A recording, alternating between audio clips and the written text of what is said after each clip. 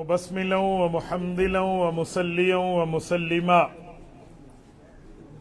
أما بعد قال الله تبارك وتعالى وخاتم النبيين عن أبي هريرة رضي الله تعالى عنه قال قال رسول الله صلى الله عليه وسلم أنا آخر الأنبياء وأنتم آخر الأمم رواه الإمام الهمام البزار في مسنده اللهم صل على محمد وعلى آل محمد كما صليت على إبراهيم وعلى آل إبراهيم إنك حميد مجيد اللهم بارك على محمد وعلى آل محمد كما باركت على إبراهيم وعلى آل إبراهيم إنك حميد مجيد یا الہی آج تو صدیق سا ایمان دے یا الہی آج تو صدیق سا ایمان دے آنکھ دے اور اسوہ فاروق کی پہچان دے کر مبرہ عیب سے اور عفت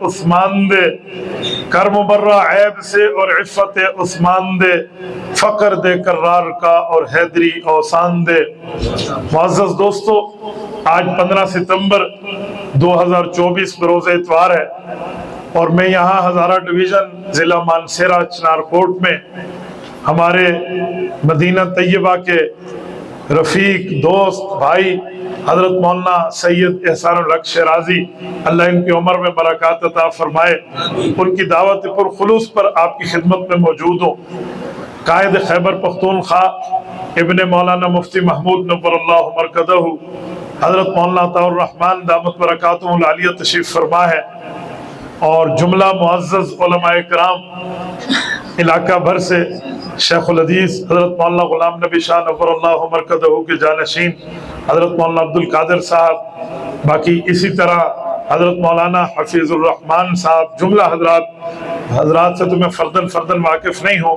ہمارے بزرگ تشریف فرما ہے میں آپ کی خدمت میں اسی عنوان پر بات کر رہا ہوں جس پر آپ اور ہم جمع ہیں سیرت خاتم النبیین خاتم النبیین صلی اللہ علیہ وآلہ وسلم کی سیرت میرے دوستو سیرت کہتے ہیں حالات کو سیرت کہتے ہیں واقعات کو سیرت کہتے ہیں تذکرے اور چرچے کو یہ بات ذہن میں رکھنا کہ یہ حالات جو ہیں یہ حالتن سے نکلا ہے 3 زمانے ہیں پاسٹ پریزنٹ فیوچر ماضی حال اور استقبال تو حال تب شروع ہوتا ہے جب بندہ موجود ہو جب موجود نہ ہو تو اس کا حال نہیں رہتا یا وہ ماضی ہوتا ہے یا وہ مستقبل ہوتا ہے تو سیرت کا تعلق حالات سے ہے تو حالات کے لیے ضروری ہے کہ موجود ہونا چاہیے ہمارے نبی پاک علیہ الصلوۃ والسلام کی سیرت کے لیے نبی پاک کی موجودگی کے حالات کو سیرت کہتے ہیں کہ جب نبی علیہ السلام دنیا میں تشریف فرما تھے تو آقا نامدار کی سیرت کیا تھی لیکن یاد رکھنا دنیا میں کوئی آئے اس کی موجودگی ہو تب اس کی حالت شروع ہوتی ہے وہ آیا نہ ہو تو دنیا جانتی نہیں ہے کہ فلاں کا بیٹا پیدا ہی نہیں ہوا تو وہ کون ہوگا آ کر وہ کیا کرے گا یہ عام بندوں کے معاملات ہیں ہمارے نبی پاک صلی اللہ علیہ وسلم کو وہ معاملہ نہیں ہے بلکہ ہمارے نبی پاک وہ ہیں آئے نہیں ہیں آنے سے پہلے عرش پر ہمارے نبی پاک کا نام لکھا ہوا اس دھرتی کے پہلے انسان حضرت آدم علیہ السلام نے دیکھا ہے ہمارے نبی پاک علیہ السلام وہ ہیں جن کو اس دھرتی کی دوسری انسان اما حوا کو یوں تعارف کرایا گیا امام شمس الدین سخاوی رحمہ اللہ القول البدی میں لکھتے ہیں امہرا آدم علیہ السلام حوا علیہ السلام عشر صلوات علی نبینا صلی اللہ علیہ وسلم کہ حضرت آدم نے اما حوا کو جو حق مہر دی وہ کسی جولر سے کوئی گولڈ کا سیٹ لے کر یا سلور کی انگوٹھی لے کر ان کی رنگ فنگر کے اندر وہ رنگ دے دی یوں نہیں تھا کوئی درہم اور دنانیر نہیں تھے بلکہ ان کے حق کے مہر یہ تھا اللہ تعالیٰ نے حضرت آدم علیہ السلام کو فرمایا آخر الزمان نبی پر آپ اور آپ کی گھر والی 10 مرتبہ درود پاک پڑھ لیں آپ کا حق مہر ادا ہو جائے گا میرے نبی پاک علیہ الصلوۃ والسلام کا درجہ تو یہ ہے اس دھرتی پہ آئے نہیں ہیں ابھی موجودگی نہیں ہے اس سے پہلے دنیا کا پہلا انسان بھی رسول اللہ کے انٹروڈکشن سے واقف ہے اور اس دھرتی کی دوسری انسان کو بھی رسول اللہ کا تعارف موجود ہے ہم اس خاتم الانبیاء کی سیرت کے لیے جمع ہیں ختم نبوت کے حوالے سے میں ایک بات کرتا ہوں یہ بات ذہن میں رکھنی چاہیے کہ عقیدہ ختم نبوت ہمارے عقائد کا بنیادی عقیدہ ہے اگر کوئی بندہ رسول اللہ کی عزت اور احترام کرنے کا دعویٰ کرے کہ میں آقا نامدار کی عزت اور احترام رکھتا ہوں، رسول اللہ صلی اللہ علیہ وسلم کا مقام، مرتبہ، درجہ، حیثیت، ویلیوز کو تسلیم کرتا ہوں، نبی علیہ السلام کو مکی مدنی زندگی مانتا ہوں، قرآن مانتا ہوں، شان مانتا ہوں، ہجرت مانتا ہوں، معراج مانتا ہوں، سب کچھ مانے،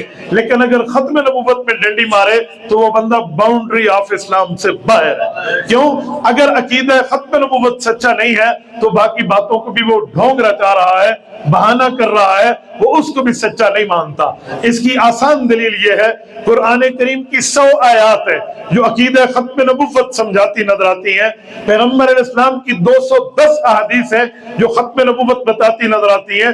اگر آپ اس کو اردو میں پڑھنا چاہیں، مفتی اعظم پاکستان مولانا مفتی محمد شفیع عثمانی رحمہ اللہ نے خاتم النبیین کامل کے اندر قرآن کی 100 آیات، رسول اللہ کی 210 احادیث کو اکٹھا لکھ کر آپ کے اور ہمارے لیے راستہ آسان کر دیا ہے۔ ہمیں چاہیے ہم عقیدہ ختم نبوت کو خود بھی سمجھیں، آگے اولاد کو بھی سمجھائیں۔ میں ایک آیت آپ کی خدمت میں عقیدہ ختم نبوت کی دلیل کے طور پہ عرض کرنے لگا ہوں۔ قرآن پاک ہے، پہلے صفحات کھولیے، سورت نمبر 2 سورت البقرہ کا پہلا رکوع کھولیے۔ رب کریم نے پیغمبر علیہ السلام کی جماعت کے ایمان کی 3 بیسز، 3 بنیادوں کو ذکر کیا ہے۔ اللہ تعالیٰ ارشاد فرماتے ہیں والذین یؤمنون بما انزل الیک وما انزل من قبلک وبالآخرۃ هم یوقنون۔ فرمایا صحابہ اور اہل بیت کا ایمان اس چیز پہ ہے کہ یہ پہلی کتابیں، وہ تورات ہو، زبور ہو، انجیل ہو، صحائف ہو، ان کے اوپر ایمان رکھتے ہیں، اور اس کے بعد جو رسول اللہ صلی اللہ علیہ وسلم پر قرآن نازل ہوا اس قرآن پر ایمان رکھتے ہیں، وبالآخرۃ هم یوقنون، اور پھر قیامت پر ایمان رکھتے ہیں۔ علماء کرام نے لکھا ہے اللہ نے ایمان کی بنیاد میں 2 وحی کو اور ایک بالکل آخر کو، جسے ہم منزل کہتے ہیں، معاد کہتے ہیں، اس کو بیان کیا ہے۔ 2 ایمان کی شقیں وحی کے اوپر ہے، تیسرا بالکل معاد اینڈ کے اوپر جا کے ہے۔ تو معاد سے پہلے جو 2 وحی بتائی ہیں وہ پچھلی کتابوں کی بات کی ہے، قرآن کریم کی بات کی ہے، پھر اس کے بعد قیامت کی بات کی ہے۔ فرمایا اگر حضور پاک کے بعد کوئی نئی کتاب، نئی شریعت، نئی نبوت، نیا ایمان، نئی وحی آنا ہوتی تو رب کریم نے جیسے وما انزل من قبلک فرمایا کہ قرآن کے ساتھ پہلی کتابیں مانو، تو وہاں وما انزل من بعدک ہوتا کہ بعد والی کتابیں بھی مانو۔ اللہ نے وما انزل من بعدک پورے قرآن میں کہیں نازل نہیں کیا، بلکہ اگلا لفظ فرمایا وبالآخرۃ هم یوقنون، اس کے بعد قیامت پر ایمان رکھو۔ اس کو ایک حدیث پاک سے لیجئے تو آیت کی تفسیر سمجھ آ جاتی ہے۔ حدیث پاک میں ہے، امام ترمذی رحمہ اللہ نے، امام ابو عیسیٰ ترمذی جامع ترمذی میں حضرت ابن عباس رضی اللہ عنہما کے واسطے سے روایت لائے ہیں، اللہ کے رسول نے فرمایا انا والساعۃ کہاتین، مجھے دیکھنا، نبی علیہ السلام نے ہاتھ مبارک کھڑا کیا اور اپنی 3 انگلیوں کو بند کیا اور یوں 2 انگلیاں اٹھائی۔ حضور پاک علیہ السلام نے فرمایا انا والساعۃ کہاتین، یہ شہادت کی انگلی اور اس کی پڑوسن انگلیوں کو یوں ملایا اور فرمایا اے میرے صحابہ، میں اور قیامت یوں اکٹھے ہیں۔ کیا مطلب؟ جیسے ان 2 انگلیوں کے درمیان کوئی نئی انگلی نہیں ہے، حضور اور قیامت کے درمیان نیا نبی نہیں۔ جو بات حضور نے حدیث پاک فرمان میں فرمائی اسی کو اس آیت کی تشریح سمجھے، کیونکہ رب کریم نے رسول کریم کی ریسپانسبلٹی اور ذمہ داری کو بیان فرمایا ہے۔ سورۃ انعام آیت نمبر 44 میں وَأَنزَلْنَا إِلَيْكَ الذِّكْرَ لِتُبَيِّنَ لِلنَّاسِ مَا نُزِّلَ إِلَيْهِمْ، محبوبم قرآن آپ پہ اترا، تشریح، وضاحت، ایکسپلینیشن، تفسیر آپ نے کرنی ہے، تو پیغمبر نے جو تشریح کی ہے اب اس آیت کو ساتھ ملا کے سمجھے۔ والذین یؤمنون بما انزل الیک، صحابہ قرآن بھی مانتے ہیں، وما انزل من قبلک، اور قرآن سے پہلی کتابیں بھی مانتے ہیں، پھر کیا مانتے ہیں؟ وبالآخرۃ هم یوقنون، اب قیامت مانتے ہیں۔ پتہ چلا حضور کے بعد قیامت آ سکتی ہے، نیا نبی پیدا نہیں ہو سکتا۔ ہم یہ آیات اور حدیث کو اپنے گھر میں بھی جا کے بتائیں، بچوں کو بھی بتائیں، اپنی اولاد کو سمجھائیں۔ سب سے بڑا ادب کا تحفہ والدین کی طرف سے یہ ہے کہ ہم ان کے عقائد کو درست کر دیں، ان کے پڑے ہوئے مسائل کو درست کر دیں۔ یہ تربیت کا بیسک عنصر ہے، بنیادی وجہ ہے۔ اگر ہم اپنے آپ کو اور اپنی اچھائی کو اس دنیا میں زندہ رکھنا چاہتے ہیں تو اپنی نسل کو صحیح عقائد اور صحیح علم دینا یہ والدین کی ذمہ داری ہوگی۔ اور اس کے ساتھ ختم नबुव्वत पर मैं एक बात करता हूँ, मेरे नौजवान भाइयों, हमें अपने अकाबर की तारीख कभी भूलनी नहीं चाहिए। अकाबर की तारीख पढ़नी चाहिए कि हमारे अकाबर ने इसके ऊपर क्या कुर्बानी पेश की है। मैं हजरत सिद्दीक अकबर रज़ी अल्लाह अन्हु से लेके उस दिन के 22 अगस्त 2024 बरोज़ जुमरात सुप्रीम कोर्ट ऑफ पाकिस्तान में कायद मिल्लत इस्लामिया की जिद्दोजहद तक पेश कर सकता हूँ, लेकिन मैं बर्रे सगीर की बात करने लगा हूँ। ये एक लिस्ट और तफसील है। हमारे बर्रे सगीर में 4 ऐसी तहरीकें हैं जो आपको और हमें पता होने चाहिए। मैं उस तसलसल की बात कर रहा हूँ। सबसे पहली तहरीक ये उस वक्त उठी थी जब एक शख्स हजरत मौलाना इलाई बख्श रहमतुल्लाह अलैह ने अपनी बेटी गुलाम आयशा का निकाह अपने भांजे अब्दुल रज़्ज़ाक को दिया, और वो शागिर्द भी था, आलिम बन रहा था इनके पास, लेकिन वो शख्स कादियानी हो गया। इन्होंने निकाह के फस्ख के लिए अहमदपुर शर्किया की छोटी अदालत में लोअर कोर्ट में फैसला केस दाखिल किया। ये 1924 की बात है। तो उनने कादियानियों के हक में फैसला दिया कि आप अपनी बेटी इनको दे दें। ये रिव्यू पिटीशन में गए तो ये 1935 तक केस चला और भावलपुर की अदालत में बात चली। उस तरफ से जलालुद्दीन शम्स जैसा एक खतरनाक और बदबूदार मुनाजिर कादियानी आया, तो इधर से नवाब मोहम्मद सादिक रहमतुल्लाह अलैह तशरीफ ले गए। धाबेल में सैयदुस सादात आले नबी औलादे अली हजरत मौलाना सैयद अनवर शाह कश्मीरी रहमतुल्लाह ताला अलैह उनकी दावत पे चल के आए, और उन्होंने 25 फरवरी 1932 का जुम्मा जामे मस्जिद सादिक में पढ़ाया। भावलपुर में आज भी उनकी उस मस्जिद में तख्ती लगी हुई है। और उन्होंने गुफ्तगू के लिए जब जज के सामने ठहरे तो जलालुद्दीन शम्स ने झूठ बोलते हुए मुसल्लम उस-सुबूत की शराफत और रहमत की एक अपनी तरफ से इबारत मिला के पेश की, क्योंकि उसे पता था, उसने हजरत के खादिम को देखा था कि इनकी किताबों की गठड़ी में ये फवात और रहमत नहीं है, चलो मैं ये झूठ बोल के हवाला पेश करूं। लेकिन अनवर शाह कश्मीरी रहमहुल्लाह रसूलुल्लाह की खत्म नबुव्वत के वकील बन के ठहरे थे। जज को कहने लगे, जज मोहम्मद अकबर साहब, इस शख्स ने झूठ बोला है, ये इस किताब में मौजूद नहीं है। जज ने कहा, आप कैसे कह सकते हैं, वो विद प्रूफ टॉक कर रहा है, उसके पास हार्ड कॉपी में किताब मौजूद है, आप सिर्फ वाइवा, आप सिर्फ जबानी बात कर रहे हैं, ये किस बुनियाद पे आप कह रहे हैं। तो उन्होंने एक तारीखी चैलेंज किया, फरमाने लगे, मुझे अल्लाह की जात की कसम, रसूलुल्लाह की अजमत की कसम, इस शख्स से किताब ले, अगर ये किताब में लफ्ज मौजूद हो, अनवर शाह अपनी मौत लिख देगा। मैंने 35 साल पहले इस किताब का मुताला किया था, इस किताब में ये लफ्ज मौजूद नहीं। मानसेरा के को यूरो फिर किताब ली गई, तो फिर वही हुआ जो झूठ बोलने वाले लोगों का हाल होता है। तो बड़े बेआबरू होकर तेरे कूचे से हम निकले। हमारे हजरात ने इस तरह तहरीक लड़ी है, इस तरह। और हजरत अनवर शाह कश्मीरी के लफ्ज है, आप उठाइए मुकदमा भावलपुर, हमारे हजरत मौलाना अल्लाह वसायद अहमद बरकात, तो हमने बाकायदा जो ताकरीज हजरत ख्वाजा खान मोहम्मद नवरुल्लाह उमर कदो की लिखवा के छपवाई है, उसमें है कि अगर ऐसा हुआ ना कि फैसला हमारे हक में आने की वक्त जल्दी तारीख मुकर्रर होगी और मैं जिंदा रहा तो मैं आऊंगा, और अगर मैं फौत हो जाऊं तो नवाब साहब को फरमाया कि लेकर आप मुझे आए हो, फिर ये मुझे यकीन है चढ़ते सूरज की तरह कि फैसला इस्लाम के हक में आएगा, तो मेरी कब्र पे आके फैसला सुना देना। हमारे अकाबर ने इस पे मेहनत की है। उसके बाद दूसरी तहरीक पे आते हैं, 1953 की तहरीक है। इस तहरीक की तारीख याद रखो, ये वो तारीख है जो हमें याद रखनी चाहिए। इस पर 10 लाख नौजवान, 10 लाख फैमिली घर से बेघर हुए थे, 1 लाख बंदा जख्मी हुआ था, 10,000 जवानों ने शहादत का जाम नोश किया था। लेकिन ख्वाजा नाजिमुद्दीन की पुलिस के सामने अपने सीनों पर रख के कहा था कि तुम्हारे इस क्लाशनकोफ AK-47 की मैगजीन में इतनी गोलियां नहीं है जितनी मुसलमान के पास खत्म नबूवत पे कुर्बान करने के लिए सीने। ये अमीर शरीयत सैयद अताउल्लाह शाह बुखारी, आज ये भी सैयदजादा थे, इनकी जो है ना क्या कहते हैं क़यादत व सआदत में यह तहरीक लड़ी गई है। और इस तहरीक में जो कुर्बानी दी है, शायद इस तरह सदियों तक ऐसी कुर्बानी का वजूद नहीं मिलता।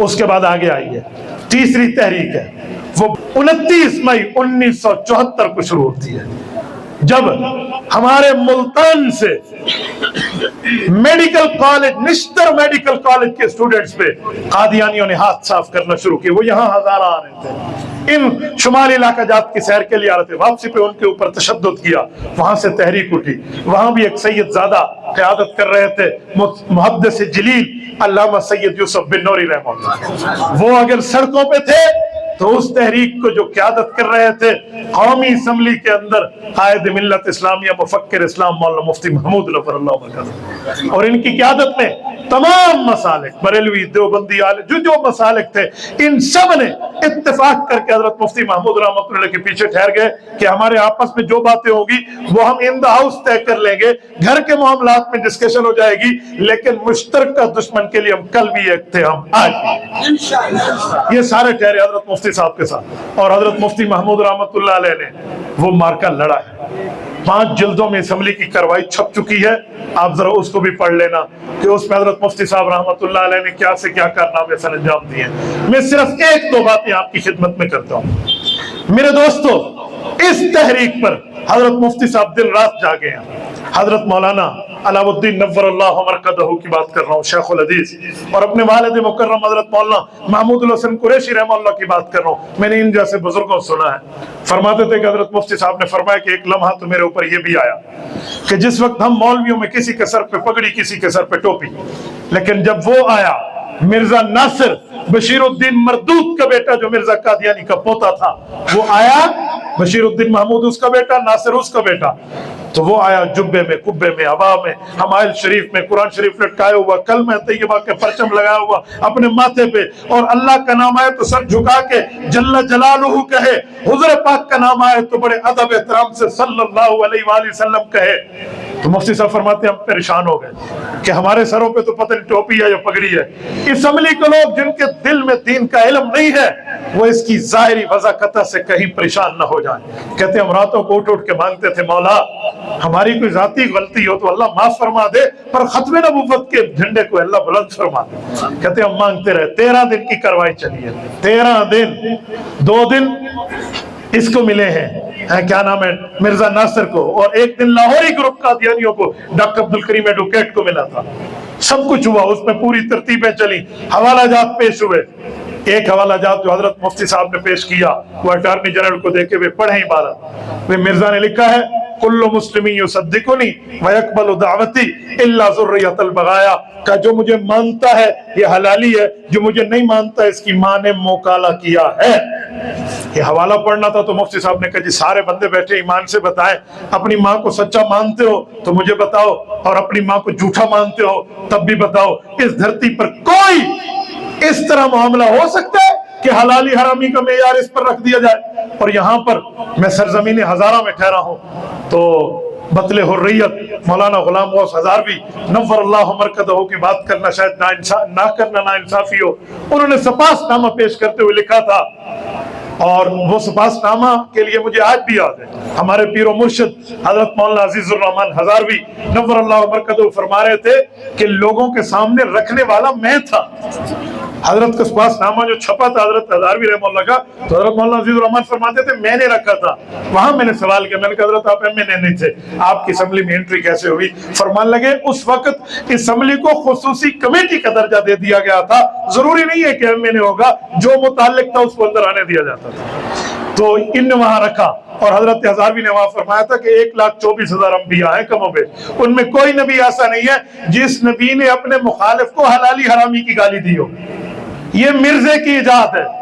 جب یہ ساری باتیں پیش ہوئی تو پھر میں لمبا نہیں کرتا، مختصر بتاتا ہوں، پھر وہ جو قادیانیت کی منجی ٹھکی ہے نا، آج تک اس کا درد قادیانی محسوس کر رہے ہیں۔ میں ایک سوال کرنے لگا ہوں، آپ جتنے بزرگوں سے نہیں نوجوانوں سے ہمتن گوش متوجہ ہو کہ مجھے ایک سوال کا جواب دے۔ ایک بندہ نہیں مرا، 74 کی تحریک میں مفتی محمود نے جھنڈا گاڑ دیا فتح کا، کیوں؟ عطا اللہ صاحب بخاری رحمت اللہ علیہ نے 10,000 بندے شہید کرائے ہیں، قانون کیوں نہیں بنا؟ وہاں تو قانون بن جانا چاہیے تھا۔ 1 2 3 4 5 10 15 20 ہزار کی بات نہیں ہے، 10,000 آدمی شہید ہوا ہے، 1 لاکھ زخمی ہوا ہے، 10 لاکھ گھر سے بے گھر ہوئے ہیں، قانون کیوں نہیں بنا؟ ایک ہی جواب ہے، ایک ہی، جو ابھی حضرت شیخ الحدیث صاحب بات فرما رہے تھے نا، اور ہمارے بھائی شبیر صاحب بھی، میں اسی تسلسل کو آگے بڑھاتا ہوں، وہ ایک ہی جواب ہے۔ پتہ ہے کیا ہے؟ اس وقت جب پوری تحریک پچھلی 2 چل رہی تھی، ہمارے پاس خانقاہ کی طاقت تھی، تبلیغ کی تھی، تعلیم کی تھی، مدرسے کی تھی، ساری طاقتیں تھی، ایک طاقت نہیں تھی، وہ ہے سیاسی علماء اسمبلی میں نہیں تھے۔ ایک ہی وجہ تھی، ہزاروں بندے شہید ہوئے پر قانون نہ بنا۔ میں پچھلی تحریکوں کے اخلاص پہ شک نہیں کر رہا، ان کا اخلاص اعلیٰ درجے کا تھا، لیکن میں جب تبصرہ تجزیہ کر رہا ہوں، صرف تجزیہ نہیں کر رہا، تمہاری غیرت کے دروازے پہ ناکنگ کر رہا ہوں، دستک دے رہا ہوں۔ مجھے بتائیں اس وقت ہزاروں بندے مروا کے بھی قانون نہیں بنا، اب ایک بندہ بھی زخمی نہیں ہوا اور ان علماء نے قانون بنوا دیا ہے۔ مجھے ایمان سے بتاؤ سیاسی علماء کا تعاون کتنا ضروری ہے؟ ابھی حضرت مولانا طاہر الرحمن دامت برکاتہم فرما رہے تھے نا کہ جی مجھے اس بات پہ حیرانگی ہے کہ غیر عالم سیاست میں کیوں ہے۔ میں اس کا بات کا جواب حدیث پاک کی شکل میں پیش کرنے لگا ہوں۔ رسالت مآب علیہ السلام کی حدیث ہے، اللہ کے رسول نے فرمایا ہے، صحیح بخاری جلد اول کتاب الانبیاء باب حدثوا عن ذکر بنی اسرائیل ولا حرج، اس کے تحت حضرت عبد الرحمن بن صخر، حضرت ابو ہریرہ رضی اللہ تعالیٰ عنہ فرماتے ہیں اللہ کے رسول نے فرمایا کانت بنو اسرائیل تسوسہم الانبیاء، انبیاء آتے اور نبی بھی ہوتے اور سیاستدان بھی ہوتے۔ فرمایا جیسے بنی اسرائیل کے انبیاء کو دیکھ لو، کلما ہلک نبی خلفہ نبی، ایک نبی فوت ہوتا دوسرے کو اللہ نبی بھی بناتے، اسلامی سیاستدان بھی بناتے۔ وَإِنَّهُ لَا نَبِيَّ بَعْدِي، توجہ، حضور نے فرمایا میں انبیاء میں آخری نبی ہوں، میرے بعد نیا نبی نہیں ہے۔ تو صحابہ کرام نے یوں سوالیہ نظروں سے اللہ کے رسول کے چہرے کا شربتی دیدار پیتے ہوئے آنکھوں میں سوال کیا، جسے کہتے ہیں یہ سوال حالیہ ہے، حالیہ طور پہ آنکھوں میں کہ اگر آپ کے بعد نبوت ختم تو اسلامی سیاست بھی ختم۔ رسالت میں آپ نے فرمایا نہیں، فَسَيَكُونُ بَعْدِي خُلَفَاء فَيَكْثُرُونَ، میرے بعد ایک نہیں کئی علماء آئیں گے اور سیاست میں میرے نائب ہوں۔ نبوت نے سیاست اسلامیہ میں سعادت اور قیادت کا جو تاج رکھا ہے وہ علماء کے سر پہ رکھا ہے۔ تو آج سوال ان سے ہونا چاہیے جو علماء بھی نہیں ہیں اور علماء کی زیر نگرانی بھی نہیں ہے، ان سے ہونا چاہیے کہ تم سیاست کس بنیاد پہ کر رہے ہو، یا تو عالم ہو یا عالم کی زیر تربیت اور زیر نگرانی ہو، تب میں مان جاؤ نا۔ تو اس بنیاد پہ آپ کر سکتے ہیں، ورنہ نہیں کر سکتے۔ جیسے آپ ممبر پہ جمعہ کسی غیر کے پیچھے نہیں پڑھتے، مصلی میں 20 رکعت تراویح تو بہت بڑا، تم 2 رکعت کیا 1 رکعت بھی اس دنیا دار کے پیچھے نہیں پڑھو گے جس کو دین کا پتہ آتا نہیں ہے، جس کی شکل عقل دین کے مطابق نہیں ہے۔ تو بھائیو اگر وہ ایک مسجد کی امامت ہے وہ آپ ان کے پیچھے نہیں ٹھہرتے، عالم تلاش کرتے ہو، قوم کی امامت آپ ایسے لوگوں کو دے دو گے جس کو دین کا ککھ بھی نہیں پتا، قوم کیا چیز ہے، قوموں کی امامت کیا چیز ہے، یہ کیا جانے، یہ تو 2 رکعت کی امام ہے۔ یہ جملہ اپنی جگہ اس پر بحث ہو سکتی ہے کہ ٹھیک ہے یا غلط ہے، لیکن اس سے ایک نقطہ میں نکال رہا ہوں، تم 2 رکعت کی امامت کے لیے غیر عالم کے پیچھے نہیں ٹھہرتے، غیر حافظ غیر دیندار کے پیچھے نہیں ٹھہرتے، قوم کی امامت کسی اور کے حوالے کر دے۔ میں جمعے میں گفتگو کر رہا تھا، ہمارے سامنے ایک ایس پی صاحب تشریف فرما تھے، یہ 2013 کے الیکشن کی بات کر رہا ہوں، تو وہ کھڑے ہو گئے جمعے، مفتی صاحب ممبر کو سیاست کے لیے استعمال نہ کرو۔ میں نے کہا کیوں؟ سیاست اپنی جگہ استعمال کریں۔ میں نے آیت پڑھی قرآن کریم کی، اجعلنی علی خزائن الارض، سورت نمبر 12 سورت یوسف، یہ آیت سیاسی آیت ہے۔ حضرت یوسف علیہ السلام نے اس آیت کے اندر اللہ رب العزت کے حکم سے سیاست اسلامیہ میں وزارت خزانہ کے عہدے کی امیدواری پیش کی ہے۔ میں نے کہا یہ نبوت کی میراث ہے۔ وَسُلَيْمَانَ الرِّيحَ غُدُوُّهَا شَهْرًا وَرَوَاحُهَا شَهْرًا، یہ سیاست اسلامیہ کی آیت ہے۔ یا داؤد اِنَّا جَعَلْنَاكَ خَلِيفَةً فِي الْأَرْضِ فَاحْكُم بَيْنَ النَّاسِ بِالْحَقِّ، یہ آیت سیاسیہ ہے۔ آپ اٹھائیے تفسیر کبیر، قرآن سیاسی آیات میں انبیاء کی بات کر رہا ہے، اور پھر میں نے یہ حدیث پڑھی جس میں سیاست کو حضور پاک نے ختم نبوت کے ذیل میں بیان فرمایا۔ میں نے کہا اب بتائیں، سیاست ممبر پہ نہ ہو تو سینما میں ہونی چاہیے؟ یاد رکھنا، جیسے ریل پٹڑی پہ چلتی ہے ویسے عالم ممبر پہ سیاست بیان کرے۔ اس وقت پھر 2013 کے بعد ہمارے اوپر کچھ ایسا زمانہ بھی آیا جب اس وقت کے ہمارے وزیر اعلیٰ صاحب، جن کو بعد میں وزیر دفاع بنایا گیا، شاید ہوا سے بھی اڑ جائیں، انہوں نے کہا کوئی مولوی ممبر کو سیاست کے لیے استعمال کرے تو، اس وقت بھی ہم نے للکار کے کہا تھا ہم کریں گے، کسی میں جرت ہے تو وہ عالم دین کو ممبر پہ آ کے پوچھ کے دکھائے۔ یہ کوئی بات ہے؟ یاد رکھیں، اس کو فرنٹ فٹ پہ آ کے کھیلیں، سینہ چوڑا کر کے سیاست اسلامیہ پہ علماء آپ بات کریں، پیچھے نہ ہوں۔ قوم ہمارے کہنے پہ زکوٰۃ دیتی ہے، ہمارے مدرسے چل رہے ہیں، قوم ہمارے کہنے پہ عشر دیتی ہے، قوم ہمارے کہنے پہ چرمہائے قربانی دیتی ہے، قوم ہمارے کہنے پہ جان دیتی ہے، قوم ہمارے کہنے پہ خون دیتی ہے، قوم ہمارے کہنے پہ ووٹ کیوں نہیں دیتی؟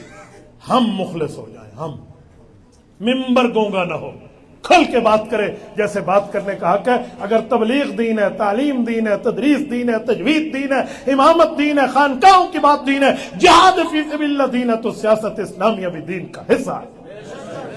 یہ کام اس وقت ہوا تھا کہ ہزارہ کے غیوروں نے حضرت مولانا غلام غوث ہزاروی کو پاس کرایا تھا۔ ڈیرہ اسماعیل خان اور ٹانک اس وقت ایک حلقہ تھا، وہاں کے غیوروں نے مولانا مفتی محمود کو پاس کرایا تھا۔ اسی طرح دو چار علماء وہاں موجود تھے تو اس قومی اسمبلی میں قادیانیوں کی منجی ٹھکی، بغیر خون کا ایک قطرہ دیے قانون بن گیا۔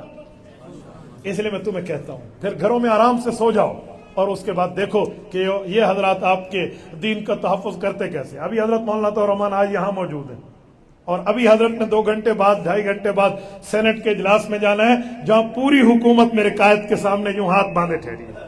ہاں، جن بیچاروں کو نہ دن کا پتہ ہے نہ رات کا پتہ ہے۔ کل کوئی 12واں کھلاڑی کہہ رہا تھا، کوئی 13واں کہہ رہا تھا، کوئی کہہ رہا ہے ہمیں فضل الرحمان کی ضرورت نہیں ہے۔ اب باپ بھی آ رہا ہے اور بیٹا بھی ناک رگڑ رہا ہے۔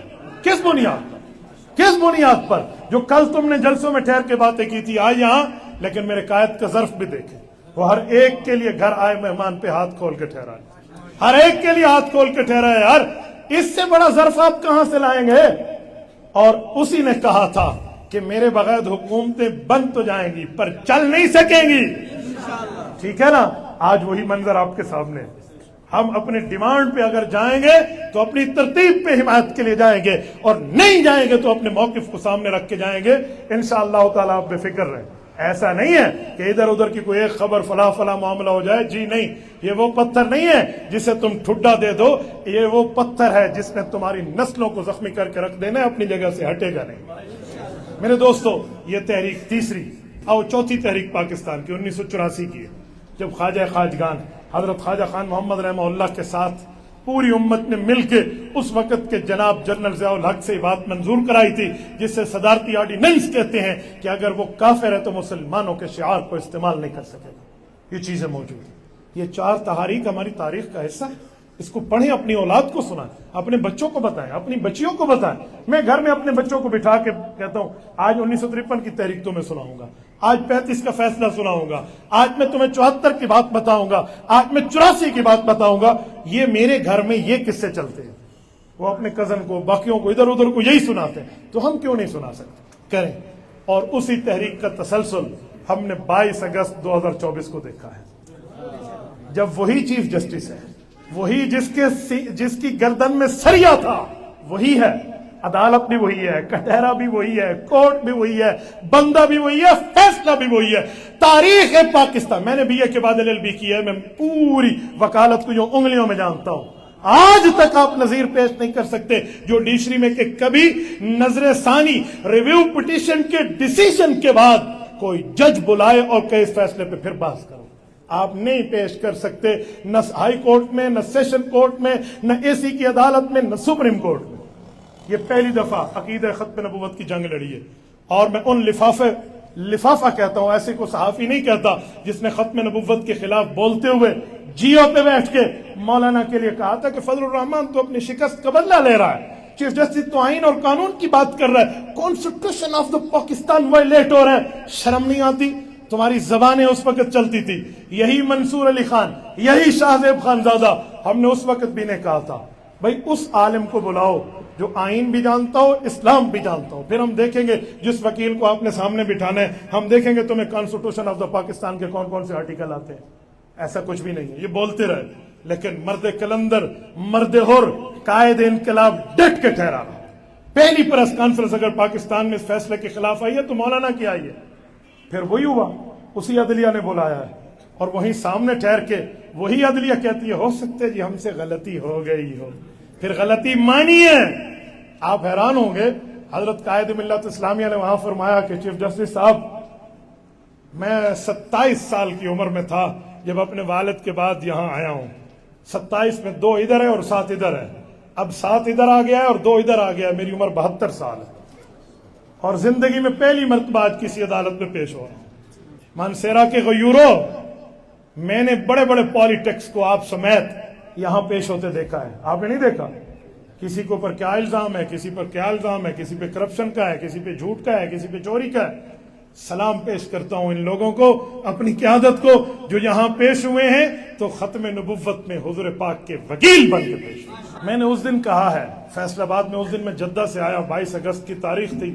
یقین مانے اللہ کی قسم کھاؤں، جب یہ تاریخ وہاں سماعت کے لیے مقرر ہوئی نا، حضرت مولانا رب گواہ ہے، وہاں میں نے بزرگوں کو، لوگوں کو کعبۃ اللہ شریف میں روتے دیکھا تھا کہ کاش یہ فیصلہ کہیں اسلام کے خلاف نہ آ جائے.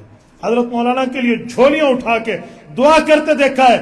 میں ایسی ایسی خواتین کو جانتا ہوں جن پردہ دار خواتین نے گھروں میں اس دن روزے رکھے کہ یار یہ فیصلہ یہاں ٹھیک آ جائے، حضرت مولانا کی اللہ مدد فرمائے. اور جب میں فیصل آباد پہنچا، ابھی میں نے گھر نہیں پہنچا تھا، الفتح گراؤنڈ فیصل آباد میں کوئی 1 لاکھ سے اوپر لوگوں کا اجتماع ہوگا. وہاں میں نے ایک جملہ کہا، میں نے کہا آج اللہ کا کرم ہے، ہم نے 1935 کی تحریک نہیں دیکھی تھی کہ قادیانی ذلیل کیسے ہوا تھا، ہم نے 1953 بھی نہیں دیکھا، ہم نے 1974 بھی نہیں دیکھا، ہم نے 1984 بھی نہیں دیکھا. میں اپنی عمر کی بات کر رہا ہوں کہ وہ تحریکیں کیسی تھی. لیکن اللہ کا شکر ہے ہم نے قادیانیت کو ذلیل ہوتے 22 اگست 2024 کو اسکرین پہ اپنی آنکھ سے دیکھا. ہم نے اپنی آنکھ سے، وہ گولڈن جوبلی تو پوری وہیں ہو گئی تھی. یہ 7 ستمبر کو ہم نے منا لیا، لیکن اصل گولڈن جوبلی تو وہیں ہو گئی تھی. لہٰذا جاگتے رہنا، اپنی قیادت کے قدم بقدم رہنا، اور اپنی اولاد تک یہ باتیں آگے پہنچاتے رہنا. انشاءاللہ تعالی رب کریم کے کرم اور فضل سے یہ قانون کا جھنڈا ہمیشہ لہراتا رہے گا. اور ملت قادیانیت اگر اسلام کا گلے میں ہار پہن کے آئے تو ہمارے بھائی ہیں، لیکن اس طرح 2 نمبری میں آئیں گے تو ان کا باپ بھی انشاءاللہ ان کو مسلمان تسلیم نہیں کروا سکتا. اقول قولی ھذا واستغفر اللہ وآخر دعوانا ان الحمد للہ رب العالمین.